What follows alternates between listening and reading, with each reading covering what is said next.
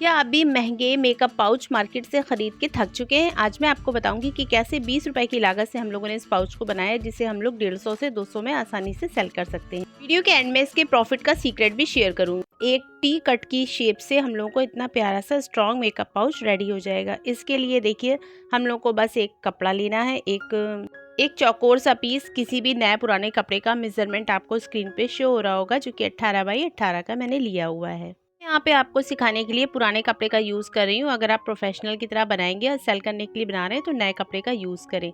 अब देखिए यहाँ पे सबसे इम्पॉर्टेंट ट्रिक है जहाँ से बैग का शेप रेडी होगा, वन कट ट्रिक। यहाँ पे ही हम लोगों को ये सबसे मेन हिस्सा है। तो देखिए यहाँ पे हम लोगों ने 6 इंच पे ऊपर से मार्किंग कर लेनी है। तो यहाँ पे देखिए 6 इंच पे मार्किंग के बाद हम लोगों को इस साइड से जिधर से खुला पार्ट है वहाँ से 5 इंच पे मार्किंग करनी है। तो यहाँ से देखिए मैंने 5 इंच पे मार्किंग जगह जगह से कर ली। एक सीधी लाइन हम लोगों को यहाँ पे ड्रॉ कर लेनी है। इसके बाद इसी लाइन को हम लोगों को कट कर लेना है। कट बिल्कुल सीधा करें ताकि शेप बिल्कुल परफेक्ट आए। हम लोग कपड़े का कोई भी टुकड़ा वेस्ट नहीं करेंगे। जो कटिंग में हम लोगों ने निकाला है इस साइड से, उसे देखिए इस तरह से रखना है। दोनों आमने सामने साइड सीधे की रखना है और सिलाई लगानी है। इसके बाद देखिए एक्स्ट्रा वाला हम लोगों को पार्ट कट करके अलग कर देना है।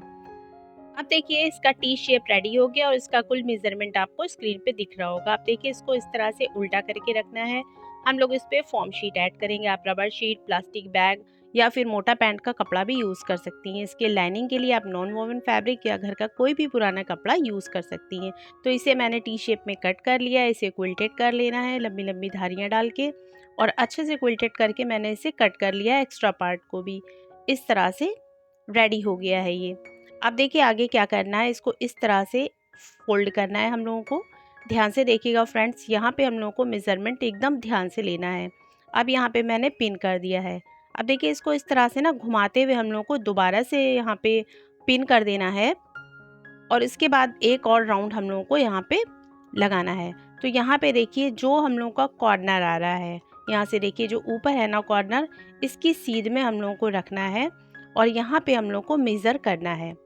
तो यहाँ पे एक और मेज़रमेंट का आपको मैं तरीका बता दूंगी। ये सिंपल मेज़रमेंट का मैं तरीका बता रही हूँ। ये जो एक्स्ट्रा पार्ट है इसे हम लोग बाद में कट कर देंगे।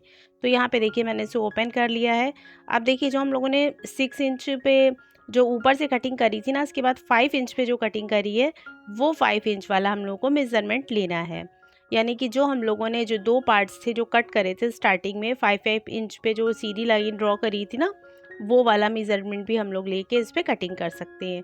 अब देखिए इस पे हम लोग को ज़िप ऐड करनी है। तो ज़िप को उल्टा करके रखना है कपड़े पे सीधे की तरफ और सिलाई लगानी है। अब यहाँ पे देखिए सिलाई लग चुकी है। अब एक और पट्टी से हम लोग इसे फिनिश कर लेंगे जिससे इसके रफ एजेस ना निकले और हम लोग की ज़िप एकदम परफेक्टली रन करे, कोई भी धागे रेशे उसमें ना फंसे। इसके बाद इसमें टॉप स्टिच लगा लेंगे।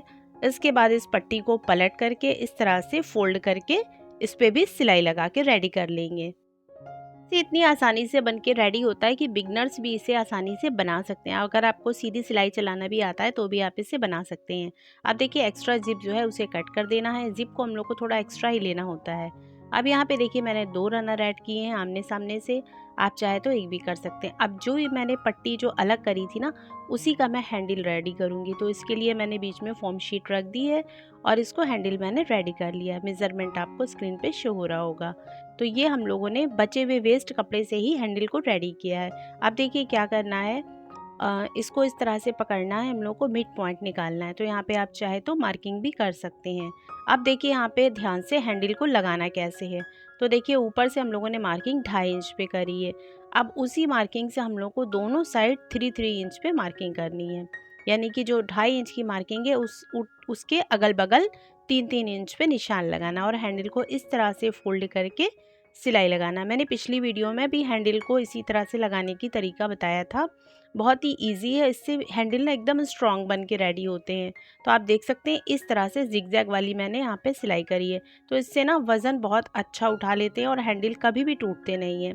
तो अब देखिए मेन पार्ट में हम लोग को करना क्या है। अब इसे इस तरह से फोल्ड करेंगे और हम लोग को यहाँ पे सिलाई लगानी है। इसका बेस बनना है मेन, तो इसकी शेप बननी है। तो यहाँ पे देखिए एकदम अच्छे से बिल्कुल कॉर्नर से कॉर्नर मिलाते हुए हम लोग पहले इसको मार्क कर लेंगे और पिन लगा लेंगे। उसके बाद इस पर हम लोग सिलाई लगाएंगे। तो मैं आपको इसमें सिलाई की एक सीक्रेट ट्रिक भी बताऊंगी, जिससे कि जो कॉर्नर्स होते हैं ना, बहुत लोग नहीं बना पाते हैं, वो भी आसानी से बना लेंगे। तो चलिए देखते हैं उसे कैसे बनाना है। तो यहाँ पे देखिए हम लोग इस पर सिलाई लगाएंगे और यहाँ पे जो कॉर्नर्स होता है ना, कॉर्नर्स पे बनाने के समय यहाँ पे ध्यान से देखिएगा, मैंने यहाँ पे नीडल को रोक दिया है कपड़े के अंदर। अब नीडल को फंसा रहने देंगे, कपड़े को इस तरह से सरकाएंगे और उसके बाद यहाँ पे आगे की सिलाई लगा लेंगे। तो इससे कॉर्नर्स बहुत अच्छे शेप के बनेंगे, बिल्कुल भी ख़राब नहीं होंगे। अब जो दूसरे साइड का हिस्सा है उसे भी हम लोगों को इसी तरह से सिलाई लगा के रेडी कर लेना है।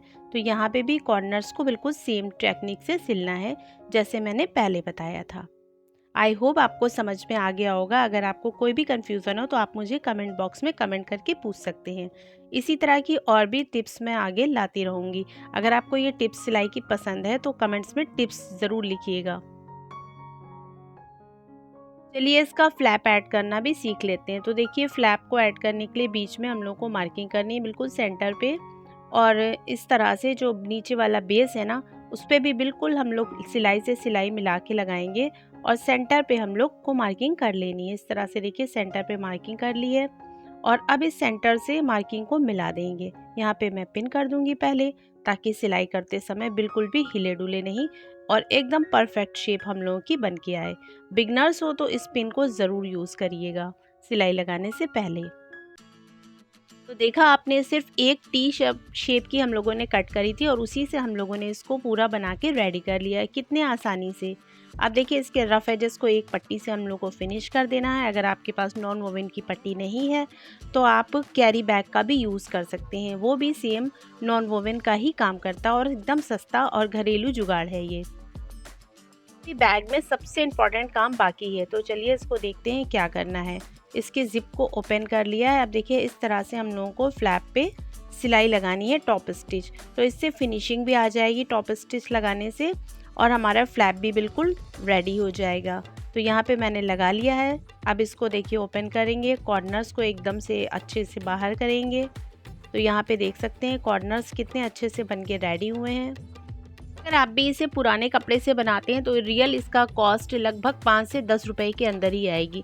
सिर्फ रन और जिप की कॉस्ट ही लगेगी, क्योंकि हम लोगों को कपड़ा पुराना ही यूज़ करना है।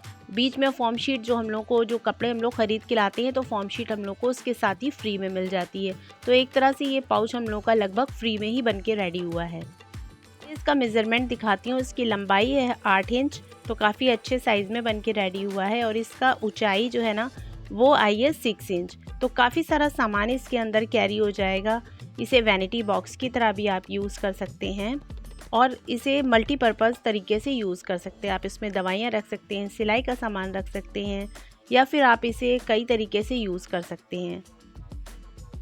कि मैं यहाँ पे आपको मेकअप का कुछ सामान रख के दिखाती हूँ, तो इसमें काफ़ी सारा सामान आ जाता है। लगभग मेकअप का सारा ही सामान इसमें आ जाएगा।